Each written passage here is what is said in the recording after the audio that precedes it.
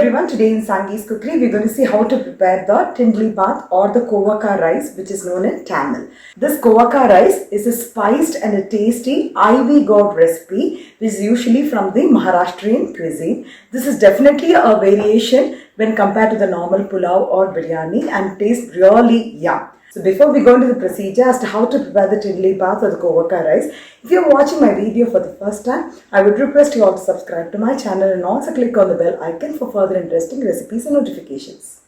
I have taken about 200 grams of the Kovakkai or the Tindora and I have cut it into long strips like this. Some curry leaves, some cashew nuts for seasoning, some fresh coriander leaves and one onion finely chopped. And for the masalas to be fried in a teaspoon of oil, jeera 1 teaspoon, quarter teaspoon of methi seeds, half a teaspoon of pepper, 1 teaspoon of urad dal, 1 tablespoon of channa dal, 2 tablespoons of dania, 4 to 5 red chillies or as per your spice levels.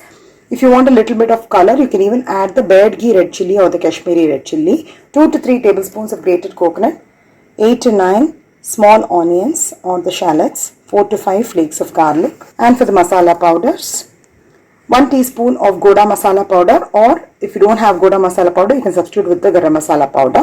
Half a teaspoon of turmeric powder, salt as per taste. Today I don't have the bared ghee red chilli, I am substituting with the Kashmiri red chilli powder 1 teaspoon. For the seasoning, 1 teaspoon of mustard seeds, 1 teaspoon of urad dal, 1 teaspoon of jeera. Ghee for flavor and also for frying the cashew nuts. Oil required for seasoning. And also 1 cup of the basmati rice. I have actually cooked it with 1.5 cups of water and I have kept it aside. First I am going to add 1 teaspoon of ghee and I am going to fry the cashew nuts and I am going to keep it aside.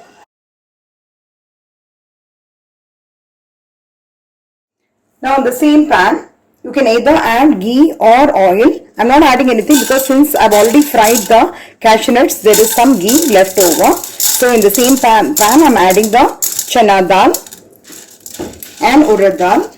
Let's fry for a few minutes. Let's add the red chilli. If you have the bared ghee red chillies, you can add the bared ghee red chilli or the Kashmiri red chillies for the color. Also adding the dania, jeera, pepper, fenugreek.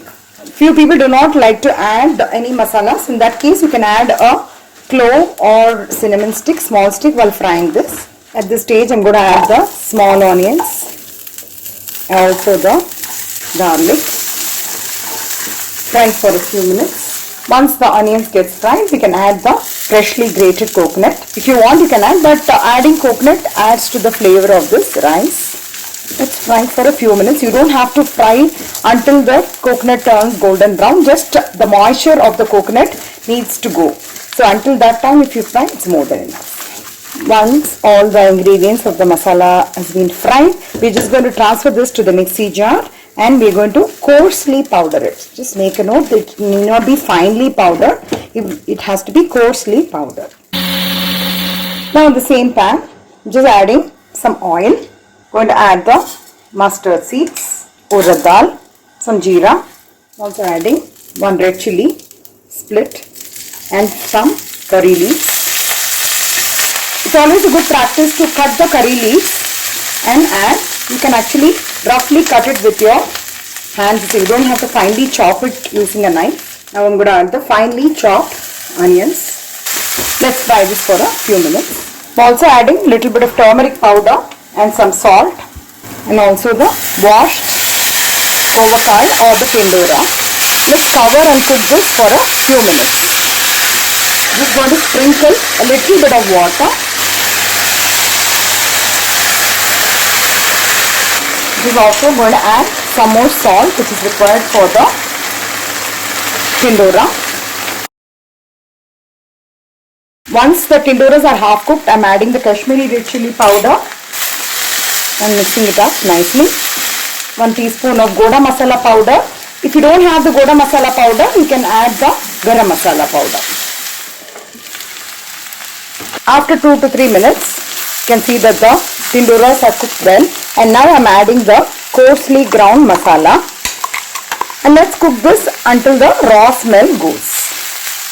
This itself will serve as a very good side dish for chapatis.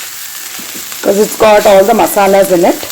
I'm also adding 1 tablespoon of water in the mixie jar, and I'm just going to add it in the Tindora, so that the moisture also it will get cooked. So as I told you, I have made some chapatis today, so I'm going to have this Tindora fry along with the chapatis. And the remaining I'm just going to make the Tindora rice. So I'm just going to add the cooked basmati rice. We can add any rice of your choice, even if there is any leftover rice, you can cook with that. But the best thing will be basmati rice or the jeera rice, it's called popularly known as the jeera samba rice. Since the jeera samba rice and the basmati rice have got excellent flavor, it will add to the taste of the rice. Carefully mix it up. So finally I'm going to add some ghee. Ghee adds very good flavor to this rice. And for the final garnish, we're going to add some freshly chopped coriander leaves. So final garnish with some cashew nuts. So the very tasty and yummy Tindora rice or the Kovakkai rice is ready. This goes very well with some appalam, papads or with vada or any kind of fried items, or simply with chips also you can have it. I hope you'll all try out this recipe of this Tindora rice, and if you like it, please share it with your friends and relatives. Have a wonderful day.